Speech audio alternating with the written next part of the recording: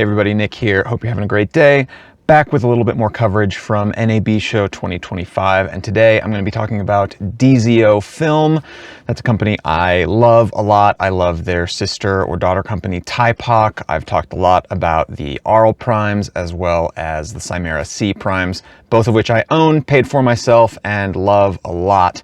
I visited the DZO booth because I knew that they had the new Vespid 2s, which are really neat. It's an update of their previous Vespid line. I think it's all new optics. They're all a little bit faster. I think T1.9 across the set, or for most of the focal lengths, whereas the previous was T2.1. And now the Vespid 2s also all have Cook eye data, which is a little electronic contact at the back of the lens, allowing it to communicate with the camera and print metadata to the file. This is something that, ordinary mirrorless or stills shooters in the hybrid video world have taken for granted for a long time, because all your ordinary electronic autofocus lenses do that by default. But in the world of cinema lenses, it's a rarity and usually an expensive add-on. So a few different lenses have them. Cook's, Zeiss lenses, ARRI, usually really high-end ones have that. It can be really helpful, especially for visual effects heavy productions. But now the Vespids are going to have it, so that'll be a nice option for those. I didn't take any footage with the Vespid 2s, but I did take some footage with something else that DZOFilm had at their booth that I wasn't expecting, which is a retro or a tuned version of their Arles primes, which they're calling the Arles Luster series. Now these were a surprise, and they're actually really neat. So they have this kind of golden copper colored coating on the front and rear elements. I don't know if there are other changes or other coatings within the lens that have changed. I think the optical formulas are all the same. They let me know that the markings on these prototype lenses are incorrect, and they're not going to have the exact same transmission numbers as the standard Arles. They're going to go down by a couple of tenths of a T-stop. So where it was T1.4, now it's going to be T1.6. I think the coatings are just reducing transmission by a tiny bit. I don't think it's a different optical formula. But what those coatings do is that they give you these kind of wild golden flares. Now, what's interesting here to me is that we haven't really lost contrast generally. So they did another tuned set with their Vespids, and they called them the Vespid Retros, and those had a similar sort of copper color, amber flare theme, but they seemed like they lost a lot of contrast in the tuning.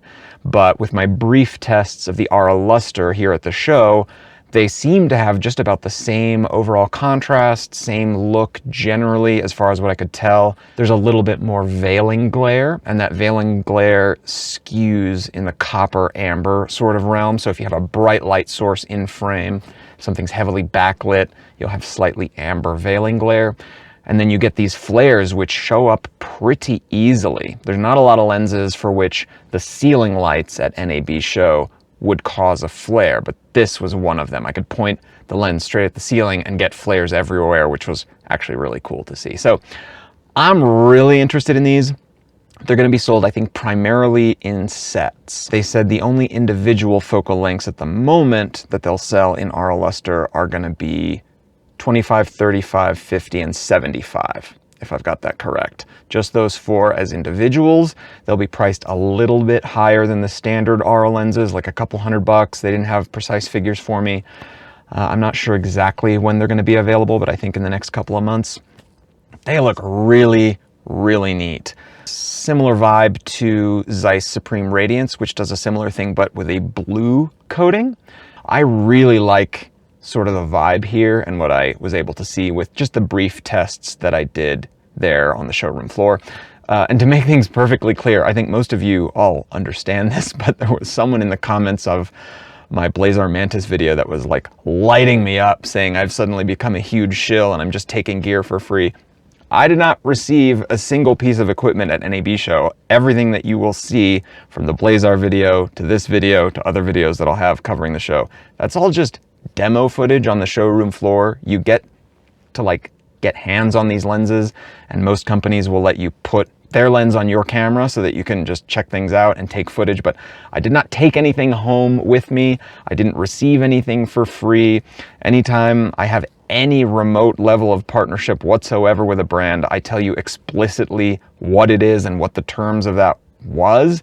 I think the only thing I've received for free throughout the history of this channel was a small rig VB212 batteries, and I did a video on those, and I told you that they sent me the batteries to keep. Everything else has been a demo, and I've told you the terms of the demo. Laowa is usually just like, here, test stuff, have fun, and they give no terms. Other people are like, test it, but you have to make a video of some kind.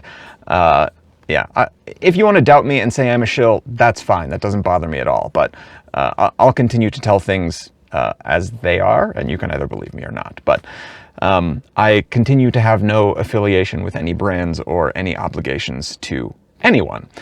And again, the goal of this channel is not to become like a channel that receives money and gear in exchange for videos. The goal of this channel is to document my process of making a feature film. And I took a huge step toward completing that film recently. We've shot about 2/3 of it so far, and we're getting there. But I just love gear, and I love talking about it and thinking about it and analyzing it and sort of planning how it's going to help me reach this goal. I don't think that I'm a shill, but if you want to believe that that's true about me, that's great. I encourage people to doubt and be skeptical and really consider the opinions that they're hearing on YouTube and not be afraid to disagree with those opinions and to form their own instead. So that's going to be all for today. I will have more from the showroom floor. There was some really cool stuff I saw from Second Reef. That's a brand that makes some really cool anamorphic lenses that not a lot of people know about. I want to talk a little bit about Red and a few other things as well. So hope you're having a great time. Thanks so much for watching, and I'll see you on the next one.